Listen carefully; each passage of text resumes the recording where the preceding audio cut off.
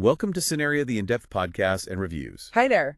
Today, we're taking a fascinating journey, really a deep dive into the world of Ralph Lauren.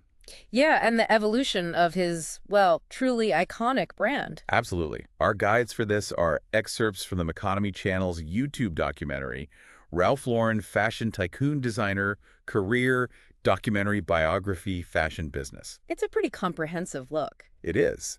And our mission for you today, listening in, is to understand how this working-class kid from the Bronx built a multi-billion-dollar fashion empire, and really how he did it by tapping into, our collective dreams and aspirations. It's about more than just the clothes, isn't it? Exactly. We're going beyond the clothes, looking at the vision, the ambition, and also the challenges he faced along the way. Okay, so where do we start? I mean, what's immediately striking is his image as a dream maker. Yeah, that label really sticks. It does. It's kind of powerful. And it makes sense when you hear him say in the documentary something like, every time I design clothes, I'm making a movie. Making a movie. Wow. That perfectly sums it up. He's not just selling, shirts or ties. No, not at all. He's crafting this whole narrative, this aspirational world people want to be part of. Yeah, the documentary talks about that, how his brands project this aura of rarefied living. Like buying something is getting a souvenir of this fabulous lifestyle, a piece of the dream. It really makes you think, what are the specific ingredients? How does he create that feeling? Good question. And it wasn't all smooth sailing, right? The documentary hints at challenges later. Oh, definitely. But first, that ambition. There's that joke mentioned about him always having the plan to take over the world. Huh. And the documentary kind of suggests he actually did it, in a way.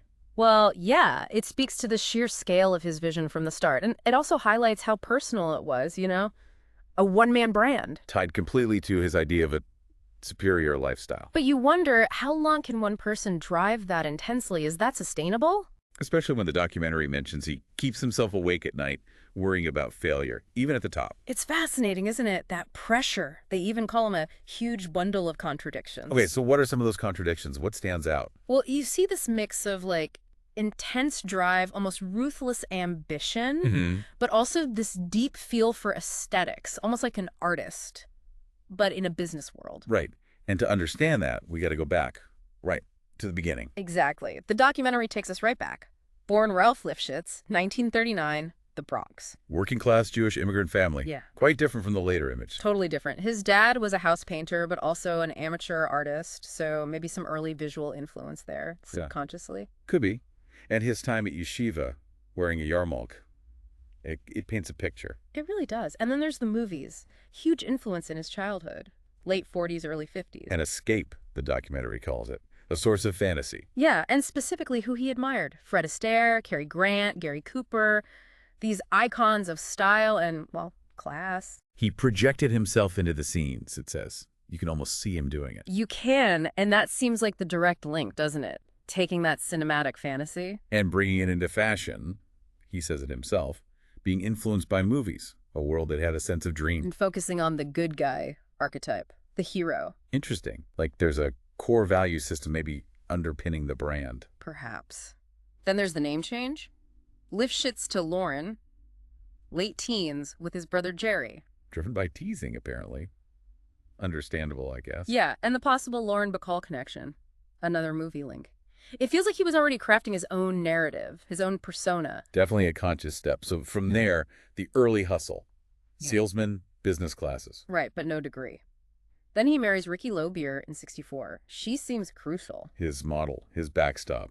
The woman who looked perfect in the convertible, as the doc puts it. Yeah, she embodied the look he was starting to build. It feels very personal at this stage. So he's working in fashion, Brooks Brothers, tie companies, getting the groundwork. But then comes that pivotal moment.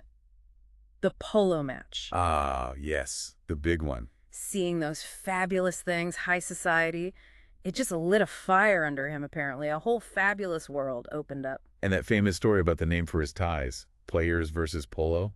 Yeah, his friend pushing for Players, more accessible maybe. But Lauren wouldn't budge.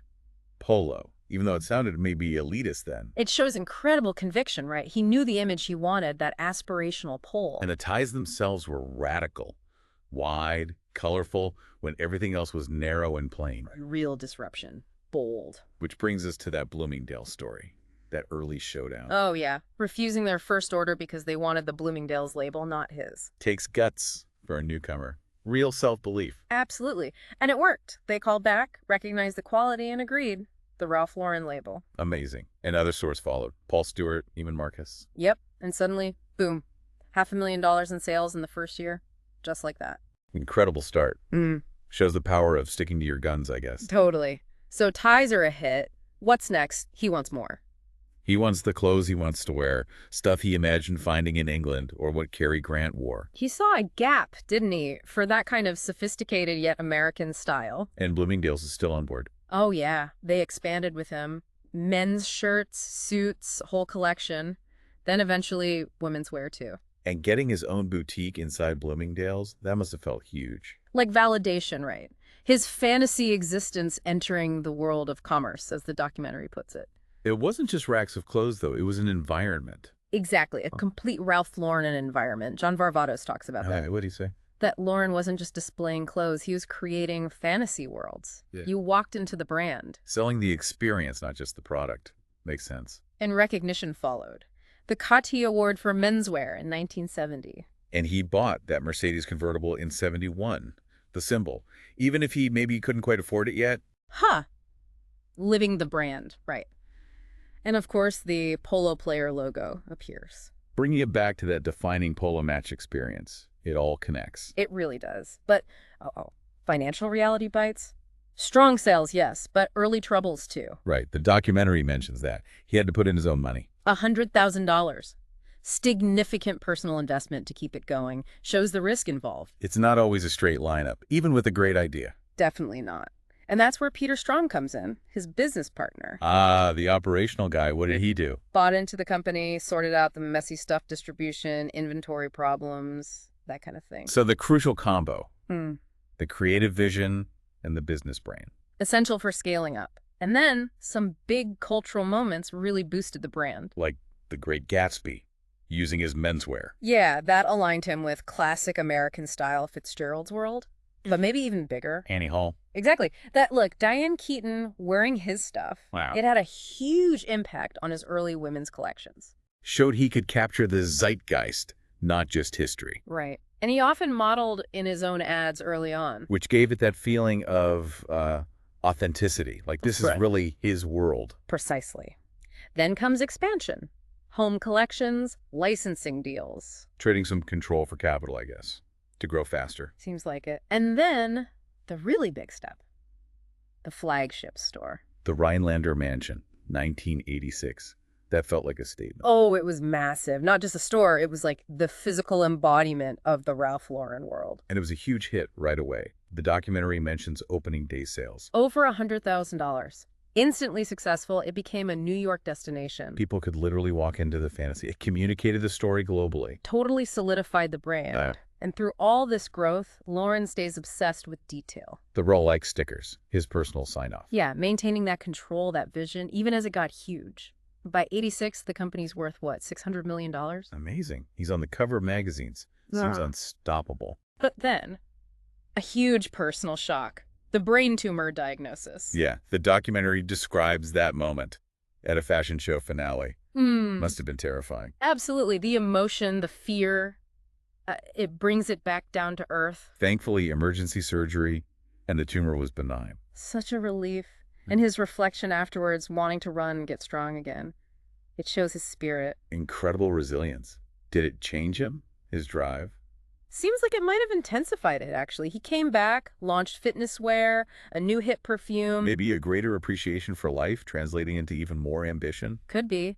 And his marketing power just kept growing. James Fallon from WWD called him a powerhouse in the magazine world. Yeah, because he spent so much on advertising, which, helped get editorial coverage. A smart cycle. And that moment with Audrey Hepburn. Oh, presenting him the Lifetime Achievement Award. Poignant, right. Especially given his childhood admiration for movie stars like her. Full circle. His quote, "Remember the princess I got her with," says it all. But then, more business challenges. Late 90s.